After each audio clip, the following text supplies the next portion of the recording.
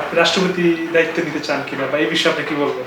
দেশের মঙ্গলের জন্য নিতে পারি, কারণ বাংলাদেশে রাষ্ট্র পরিচালনার অভিজ্ঞতা আমি ছাড়া বর্তমানে কারো নেই।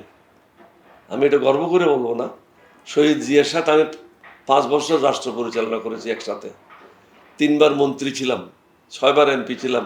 এই অভিজ্ঞতা নিয়ে বাংলাদেশে এর ধারে কাছেও বাংলাদেশে কেউ নেই। রাষ্ট্র পরিচালনা করার অভিজ্ঞতা কোনো কারো নেই। হয়তো মন্ত্রী পরিচালনা করার অভিজ্ঞতা আছে, কিন্তু রাষ্ট্র পরিচালনা করার অভিজ্ঞতা আমি ছাড়া বর্তমানে কারো নেই, সেই দক্ষতাও নেই। অন্তর্বর্তী সরকারের কার্যক্রম নিয়ে আপনার মূল্যায়ন কি? তারা খুব ধীর গতিতে চলছে, আরও দ্রুত গতিতে চলা উচিত ছিল।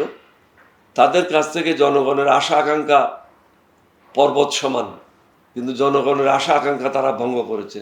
তাদেরকে আরও সুপরিকল্পিতভাবে, নির্দিষ্টভাবে প্রত্যেকটা মন্ত্রণালয়ের কি করণীয়, প্রধান উপদেষ্টার উচিত ছিল প্রত্যেকটা মন্ত্রণালয়ের জন্য একটা রূপরেখা রেডি করা, এবং এই রূপরেখা রেডি করে প্রত্যেক মন্ত্রীকে কাগজটা হাতে ধরিয়ে দেওয়া, তুমি এই লাইনটা ফলো করো, এই লাইনটা ফলো করে তোমার কর্মকাণ্ডগুলি পরিচালনা করো, তাহলে অধিক সফলতা আসতো। এবং একটা সময়সীমা বেঁধে দেওয়া উচিত ছিল। একটা পোস্টিং করতেও 2 সপ্তাহ চলে যায়, একটা পোস্টিং ক্যান্সেল করতে 5 সপ্তাহ চলে যাচ্ছে। এভাবে তো হয় না। প্রত্যেক মন্ত্রীকে, অর্থাৎ যারা উপদেষ্টা হয়েছে, তাদেরকে একটা রূপরেখা দেওয়া উচিত ছিল যে তোমাকে এই কাজগুলি এতদিনের মধ্যে সম্পন্ন করতে হবে। যেমন আমি যখন প্রধান উপদেষ্টা মহোদয়ের কাছে গেলাম, ওনাকে কতগুলি পরামর্শ দিয়েছিলাম যে আপনি কমিটিগুলি করেছেন, খুবই ভালো করেছেন। কমিটির কাজ হবে বড় বড় এক্সপার্টদেরকে নিয়ে তাদের সুনির্দিষ্ট বিষয়গুলি আলোচনা করবে, আলোচনা করে তারা একটা রূপরেখা রেডি করবে। এই রূপরেখা রেডি করে তাদের মেম্বারদের সাথে এগুলি আলোচনা করে একটা চূড়ান্ত রূপ নেবে। চূড়ান্ত রূপ নেওয়ার পরে এটা রাজনৈতিক দলগুলির মধ্যে সার্কুলেট করা হবে। রাজনৈতিক দলগুলি এই খসড়া পেপারের উপরে তাদের মন্তব্যগুলি দেবে, কিন্তু ঠিক উল্টাটা হয়েছে।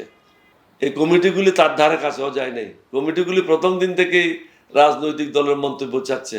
একটা রূপরেখা তৈরি করে রাজনৈতিক দলগুলিকে দিলে তাহলে দেশ উপকৃত হতো, এবং তারপরে রাজনৈতিক দলের মতামতগুলি পাওয়ার পরে লিখিতভাবে পুরো দেশে একটা কর্মশালা হওয়া উচিত ছিল 2-3 দিনের জন্য।